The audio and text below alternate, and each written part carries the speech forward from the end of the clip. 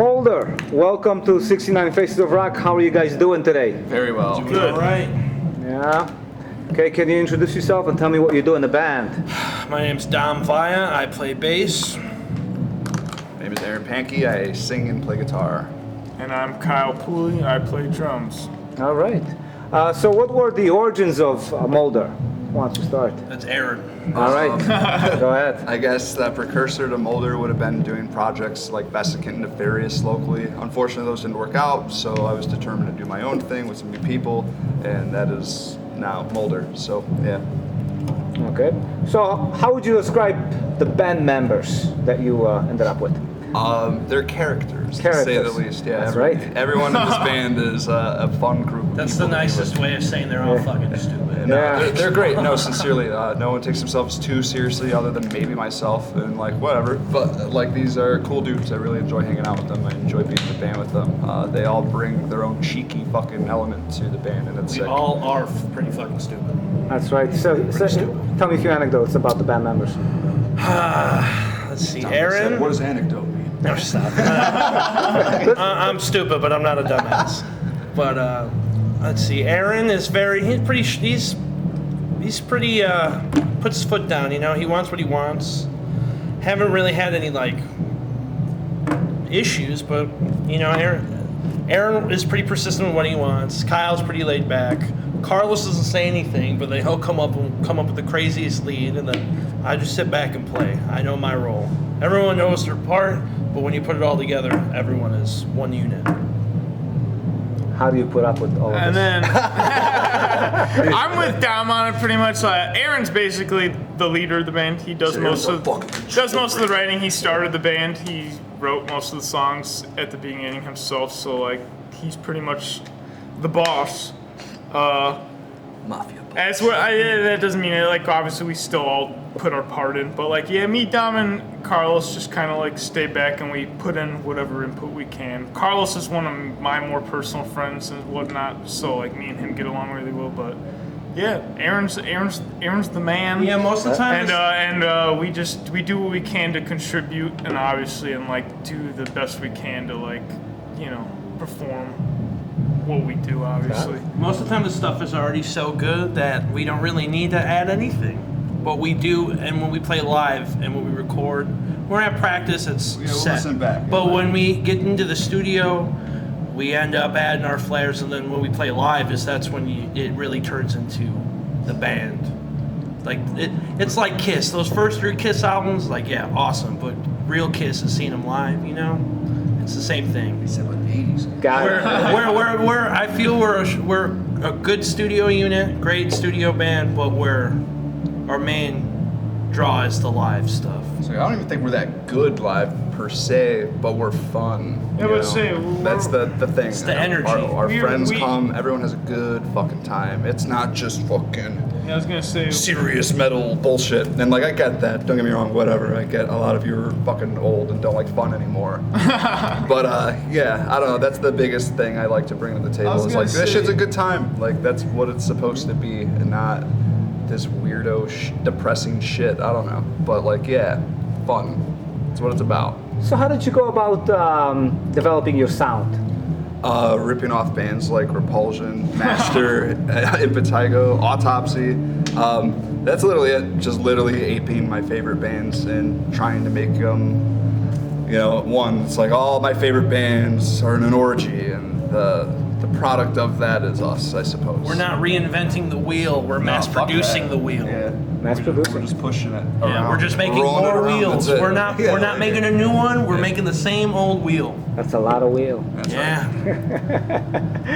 All right, so tell me about your demos and live releases before the first album came out. First demo I did like by myself, just to have a set of songs, and then to find and solidify like Well, a first it full was the lineup. Cobra Lounge demo. Technically, yes. We had a lineup that didn't quite work out. Super cool dudes. They got kicked out, I guess. I wasn't very happy with the live performance, and like I said, I put my foot down. When I'm not happy with shit, I'm not happy with shit, and I don't have time to fuck around and waste time. Done that enough in my life. So, did that demo, did that live release. It circulated like a lot of buzz for us, which was super sick. I just put those out myself. I just like hand duped everything and sent shit out like crazy. And then that of course led to us doing like a full-length record and then getting a record deal and doing another. So Yeah, so speaking of the record, Vanished Cadavers, right, was your Yes. first album.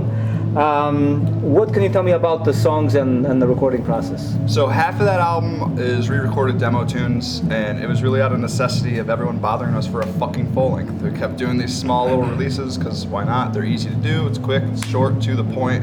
But everyone wanted an album, so we took the best songs, at least what I thought were the best songs from those demos. And in my opinion, they're the definitive versions. You know, they're the best versions. I think of the all demo those versions are sick. They're a little Yeah, faster, they're a little good, bit but- like more unhinged draw, whatever. But like, yeah, doing the album and re-recording those songs, I think was, I don't want to say necessary, but worthwhile. I don't regret doing it. I think the songs sound fucking sick. I'm really happy with how those came about. And the other songs, we just, you know, hurry up and wrote another 4 or 5 songs just to complete the record, and just to have a final product to go record.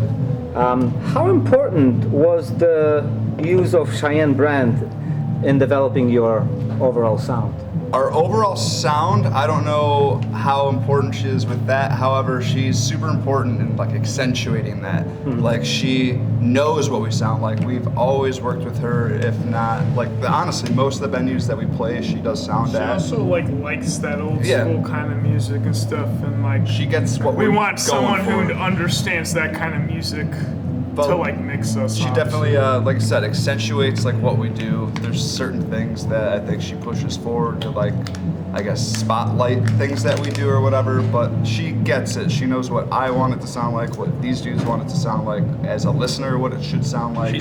She also knows what people who are gonna buy it want to hear. So you know, it's She's like, just like an actual she's metal all. fan. She's She the knows real what we deal, want. you know? She knows what you want. She knows what everybody else wants because she's also a consumer of that kind of music. So she knows what sells and what doesn't sell. Not that we're looking for sales, but you know what I mean. Dominic wants your fucking money. Yeah, I All of it. I am the Gene Simmons of the group. That's right.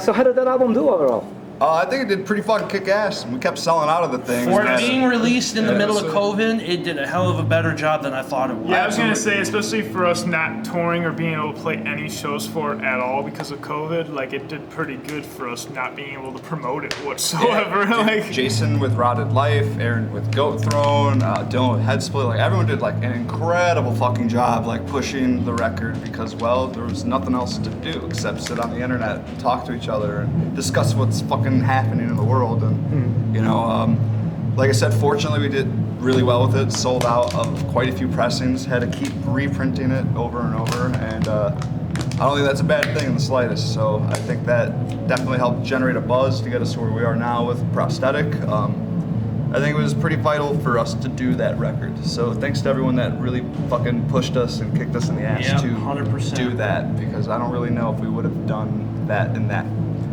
same way, you know? Since that time, you've added a second guitar player. Yes. So actually, since recording the second record, we got Carlos, Kyle's buddy. He's also in Krypton with Kyle. Dude is just a fucking wizard at guitar. yeah, he's kind of insane. He's like Rain- he's so good. It's fucked up. But He's like Rain Man with music. he's a prodigy. Care to expand that? So when we first started jamming with him, the plan was to practice. We had a show. What show was it?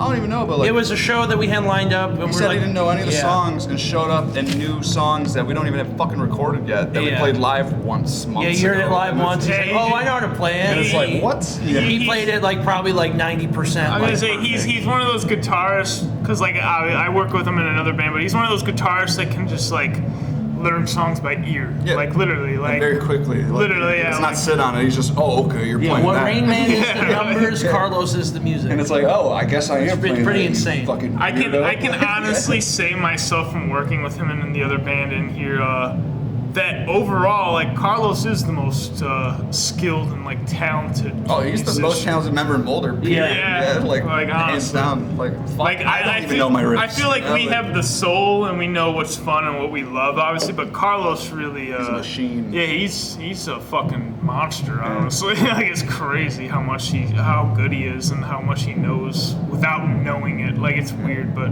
yeah, he's an amazing guitarist and a perfect Probably practicing addition. right now. Yeah. That's why he's not joining us. So the album number 2, Yes. right, which is Engrossed and Decay.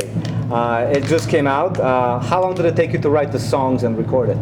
Me and this guy took a bunch of acid and wrote like half the album. Yeah, like, we 3-4 had, days. I was about to say, we literally had like half the album done, like, Another week or two, we got the So rest of the record fast, done. yeah. Dom came in, threw all this fucking nasty bass shit on it, and we just tightened it up, I was perfected gonna it. say, we had like the album written. It was a quick fucking process, and then Within, getting like- recording even was Yeah, I was pretty gonna say, quick. we recorded Vanished, kind of went on like, because of the COVID. Like hiatus mode. Yeah, just, kind of like, hiatus hibernating, almost, you know, but like- yeah, once we started writing Engrossed, it literally only took us like 4 or 5 months, Yeah. like to actually like finish everything, like add stuff that we didn't have before, and then we were like, all right, this sounds cool, let's add this to it. Yeah, But, we demoed it out yeah, a it few was- times, which I thought was cool because we didn't really do that with the last record's new songs. Of course, we had the demo songs that were officially released that we re-recorded. Yeah, it's nice to have a reference. But you know, maybe like in 30 years we can re-release the thing and have like fucking here's 9 fucking different versions of the songs You know what? that are And all way and faster. that's why I record every practice. But yeah, we had Engrossed and Decay like written like months before we recorded, and then after we recorded, we waited. It's been like how long since we recorded? Like a year and a half. Yeah, it's literally I guess been, a year. It's been like a year, and we just had to sit on it for a year. And honestly, it killed us for a long time. But now that it's out, it feels really, really good. Like honestly, yeah.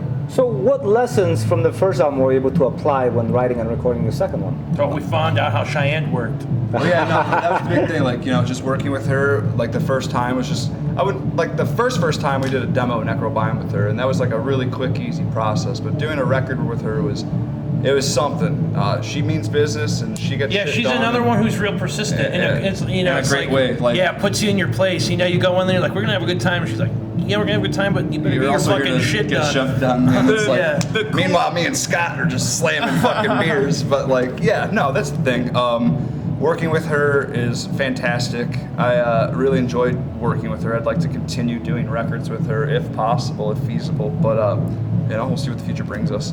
So I'd say the second album was a better, more smoother because any problems we had with the first one, Were not corrected not for the even really second. problems, but anything Just trial and error shit, Yeah, anything you know? we wanted different from the first album, we were able to just sit there, point that out from the pinpoint first it album, and like immediately. tell her, and like we would sit there with her, and she would fix it all and make it sound exactly how we wanted, and it was really cool.